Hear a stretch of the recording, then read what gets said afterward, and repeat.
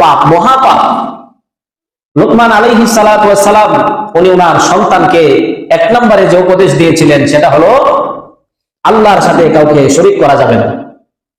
ইয়া বুনাইয়া লা তুশরিক বিল্লাহ ইন্নাশ শিরকা লাযুলমুন আযীম। লুকমান আলাইহিস সালাতু ওয়াস সালাম তার কলিজার টুকরা সন্তানকে ডাক দিয়ে বলেন, ইয়া বুনাইয়া, ও আমার প্রিয় সন্তান, লা তুশরিক বিল্লাহ, আল্লাহ রাব্বুল আলামিনের সাথে তুমি শরীক করবা না, শিরিক করবা না।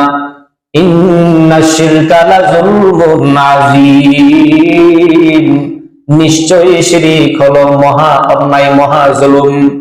আল্লাহ পাক রব্বুল আলামিন বান্দা যে কোনো ধরনের গুনাহ করুক, আল্লাহ রাব্বুল আলামিন বান্দার সমস্ত গুনাহ মাফ করে দেন।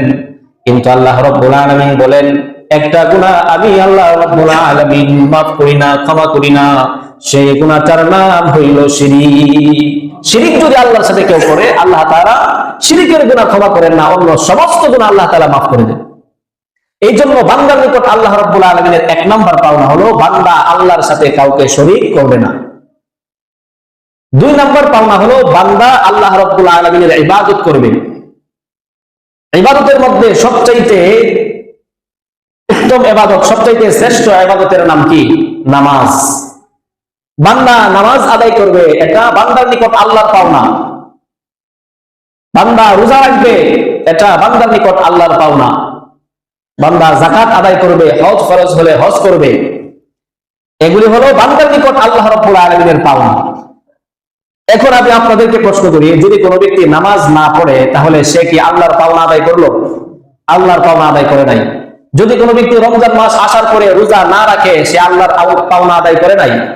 যাকাত ফরজ হওয়ার পরে যাকাত আদায় না করে, সে আল্লাহর পাওনা আদায় করে নাই।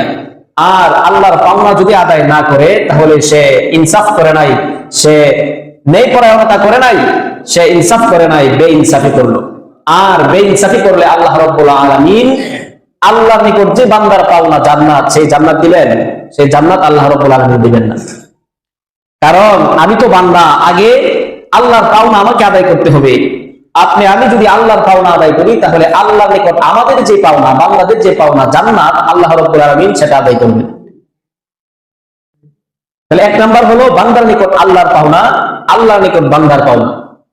দুই নাম্বার, আপনি যদি উম্মত হয়ে থাকেন তাহলে উম্মতের নিকটে নবীর পাওনা আছে, আবার নবীর নিকটে উম্মতের পাওনা আছে। এই বিষয়টা একটা হাদিসের মধ্যে আল্লাহ রাসূল সাল্লাল্লাহু আলাইহি ওয়াসাল্লাম সুন্দরভাবে আল্লাহ রাসূল আলোচনা করেছেন। হাদিসের মধ্যে নবী করিম সাল্লাল্লাহু আলাইহি ওয়াসাল্লাম ইরশাদ করেন যে উম্মতের নিকটে নবীর কি পাওনা? কুল্লু উম্মতি ইয়াদখুলুনাল জান্নাহ ইল্লা মান আবা, কিলা ওয়া মান আবা ইয়া রাসূলুল্লাহ, ক্বালা মান আতানি দাখালাল জান্নাহ ওয়া মান আসানি ফাকাদ আবা। আল্লাহর নবী রাহমাতুল লিল আলামিন বলেন, কুল্লু উম্মতি ইয়াদখুলুনাল জান্নাহ, আমার সমস্ত উম্মত জান্নাতে প্রবেশ করবে, ইল্লা মান আবা, তবে ওই সমস্ত উম্মত জান্নাতে প্রবেশ করবে না মান আবা, যে অস্বীকার করলো। কিলা ওয়া মান আবা ইয়া রাসূলুল্লাহ, সাহাবায়ে কেরাম প্রশ্ন করেন, ইয়া রাসূলুল্লাহ, ইয়া হাবিবাল্লাহ, অস্বীকারী কারা, কে অস্বীকার করলো?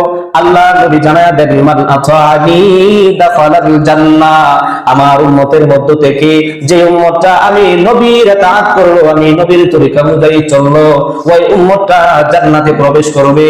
ওয়া মান আসানি ফাকাদ আবা, আর আমার উম্মতের মধ্য থেকে যে উম্মত আমি রাসূলের ইতাআত করে নাই, আমি রাসূলের তরিকা অনুযায়ী চলে নাই, আমি রাসূলের অবাধ্যতা করেছে, ওই উম্মতটাই অস্বীকারী, তার ঠিকানা হইল জাহান্নাম।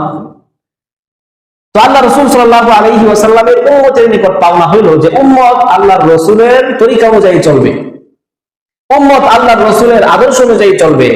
এটা হলো উম্মতের নিকট নবীর পাওনা। এখন যেই উম্মত নবীর পাওনা আদায় করে না, ওই উম্মত ইনসাফ করলো নাকি বেইনসাফি করলো? বেইনসাফি করলো। কারণ ইনসাফ বলা হয় পাওনা আদায়ের পাওনা আদায় করা। তো যেই উম্মত দাবি করে ঠিক, কিন্তু নবীর পাওনা আদায় করে না, সেই উম্মত হওয়ার যোগ্যই না। আবার উম্মতেরও নবীর নিকটে পাওনা আছে, উম্মতের পাওনা কি রাসূলের নিকটে? উম্মতের পাওনা নবীর নিকটে হলো যে আল্লাহ রাসূল সাল্লাল্লাহু আলাইহি ওয়াসাল্লাম হাসরের ময়দানে উম্মতের জন্য শাফাআত করবেন, সুপারিশ করবেন। এটা উম্মতের পাওনা নবীর নিকটে, রাসূলের নিকটে। আর রাসূলের পাওনা হলো উম্মতের নিকটে যে উম্মত রাসূলের তরিকা অনুযায়ী চলবে। আর উম্মতের পাওনা হলো যে আল্লাহ রাসূল হাসরের ময়দানে উম্মতের জন্য সুপারিশ করবেন। এখন যে উম্মত রাসূলের তরিকা অনুযায়ী চলে না, সে রাসূলের পাওনা আদায় করলো না। যদি সে রাসূলের পাওনা আদায় না করে, আল্লাহ রাসূলও তার পাওনা আদায় করবেন না, তার জন্য হাসরের মাঠে সুপারিশ করবেন না, তার জন্য হাসরের মাঠে হাউজে কাউসারের পানি পান করাইবেন না। উম্মতের পাওনা হলো রাসূল তার জন্য সুপারিশ করবে। হাসরের মাঠে যখন প্রচন্ড তৃষ্ণার্ত হবে, পিপাসা লাগবে, তখন আল্লাহ রাসূল উম্মতকে হাউজে কাউসারের পানি পান করাইবে। এটা হলো আল্লাহ রাসূলের নিকট উম্মতের পাওনা। উম্মত যদি রাসূলের তরিকা অনুযায়ী না চলে, তাহলে আল্লাহ রাসূলও উম্মতের যে পাওনা, সে পাওনা আদায় করবেন না। সেটা হলো হাসরের মাঠে উম্মতের জন্য আল্লাহ রাসূল সুপারিশ করবেন। হাদিস শরীফের মধ্যে আছে, যখন হাসরের মাঠ কায়েম হবে, আল্লাহ রাসূল সাল্লাল্লাহু আলাইহি ওয়াসাল্লাম, আবু বকর, ওমর তাদেরকে নিয়ে হাউজে কাউসারের নিকটে চলে যাবেন। মাহু আহলা মিনাল আসাদি ওয়া আশাদ্দু বায়াযাম মিনাল লাবাদি ওয়া আদাদু আনিয়াতিহি কাআদাদিল কাওয়াকিবি ফিস সামাই। আল্লাহর নবী রাহমাতুল লিল আলামিন বলেন, হাসরের মাঠ যখন কায়েম হয়ে যাবে, আমার উম্মতগুলি যখন প্রচন্ড তৃষ্ণার্ত হয়ে যাবে, পিপাসার্ত হয়ে যাবে, আমি আল্লাহর পয়গম্বর আবু বকর, ওমর, আলী, উসমান তাদেরকে নিয়ে আমার আল্লাহ রাব্বুল আলামিন আমি পয়গম্বরকে যে হাউজে কাউসার দান করেছেন, হাউজে কাউসারের কিনারায় চলে যাব। রাহমাতুল লিল আলামিন বলেন, হাউজে কাউসারের পানি মধুর চাইতেও মিষ্টি হবে। ওয়া শাদ্দু বায়াযাম মিনাল লাবানি, হাউজে কাউসারের পানি দুধের চাইতেও বেশি সাদা হবে। ওয়া আদাদু আনিয়াতিহি কাআদাদিল কাওয়াকিবি ফিস সামাই, আর হাউজে কাউসারের গ্লাসের পরিমাণ আসমানের তারকার পরিমাণ যত, হাউজে কাউসারের গ্লাসের পরিমাণ হইবে তত। বলেন সুবহানাল্লাহ। আল্লাহ রাসূল সাল্লাল্লাহু আলাইহি ওয়াসাল্লাম হাউজে কাউসারের নিকট চলে যাবেন। সমস্ত উম্মত সিরিয়াল ধরে হাউজে কাউসারের পানি পান করার জন্য। আল্লাহ রাসূল পানি পান করাইতে থাকবেন, পানি পান করাইতে থাকবেন। একটা দল আসবে, আল্লাহ রাসূল বলেন, ওই দলটা আসার সাথে সাথে আমি রাসূলের মাঝে এবং আমার উম্মতের এই দলটার মধ্যে একটা পর্দা পড়ে যাবে, অন্তরায় সৃষ্টি হয়ে যাবে। আল্লাহর নবী রাহমাতুল লিল আলামিন বলেন, রব্বুল আলামিন তারাও তো আমার উম্মত, তারা আমার উম্মতের সিরিয়ালের মধ্যে তারাও আছে।